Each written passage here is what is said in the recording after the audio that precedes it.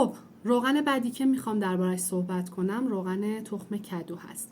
این روغن یکی از روغن‌هایی که به شدت روی سلامت پروستات و مجاری ادراری تاکید داره. یعنی شما اگه مثلا توی خانواده‌تون مخصوصا آقایونی دارید که بالای 40 سال سن دارن یا الان حتی تو سنین پایین‌تر به خاطر سبک زندگی، تغذیه ناسالم پروستاتشون ممکنه بزرگ شده باشه یا شبها بیدار میشن، احساس باقی موندن ادرار دارن یا مشکلات ادراری دارن، روغن کدو کاملا برای این افراد درمان کننده است. یعنی چی؟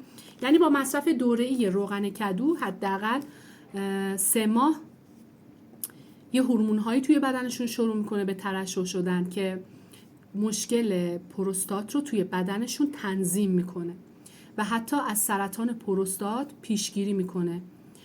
حتما شنیدین توی خیلی از کشورهای دنیا دانه کدو جزو اصلی سبد روزانه شونه.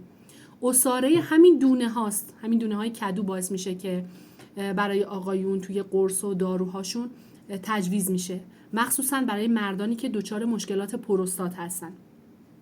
توی پژوهش‌ها اومده دانه کدو به خاطر وجود مواد مغذی خاص اثر ضد التهابی قوی داره روی دستگاه ادراری. یعنی کسایی که سوزش ادرار، تکرر ادرار یا حتی عفونت خفیف دستگاه ادراری دارن هم میتونن از روغن کدو استفاده بکنن. برای خانم ها هم این روغن خیلی مفیده به خاطر خاصیت ضد التهابی و پاکسازی دستگاه ادراری و کمک به کلیه ها. یعنی در نهایت برای خانم هایی که یا سابقه عفونت کلیه مجاری ادراری دارن یا مشکلات التهابی لوله های ادراری رو دارن میتونه درمانگر باشه. و یه نکته فوق‌العاده جالب راجع به روغن تخم کدو اینه که روغن کدو سرشار از اسیدهای چرب سالم، مخصوصا امگا 3 و امگا 6 که برای پوست و مو هم خواص بی‌نظیری داره. مثلا کمک میکنه که ریزش مو کنترل بشه. حتی کسایی که مشکلات هورمونی دارن یا تیروئید، به خاطر تیروئید موهاشون کم شده یا دوره‌ای ریزش مو دارن مثل ریزش موی آقایون، با مصرف روغن کدو خیلی خوب میتونن نتیجه بگیرن. یکی دیگه از نکته‌های جالبش اینه که ضد آفتاب طبیعیه.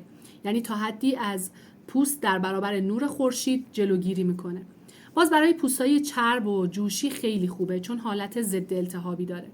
و آخرین نکته مهمش اینه که مصرف روغن کدو به لطف برخی از آنزیم‌های خاصی که توی این دانه هست میتونه سطح قند خون رو تنظیم بکنه و به عنوان یه مکمل عالی در کنار رژیم غذایی برای دیابتی ها و کسایی که قند خونشون بالا میره خیلی مفیده. طریقه مصرفش هم دقیقاً مثل بقیه روغن هاست. روزی 1 تا 2 تا قاشق غذاخوری میتونین روی غذا یا روی سالاد یا حتی به صورت خالی بخورید و برای پوست و مو هم 2 الی 3 ساعت قبل از حمام روی مو و حالا روی پوست هم به همین صورت که شبها روی پوست بزنید و صبح بشوریدش. این میشه طریقه مصرفش.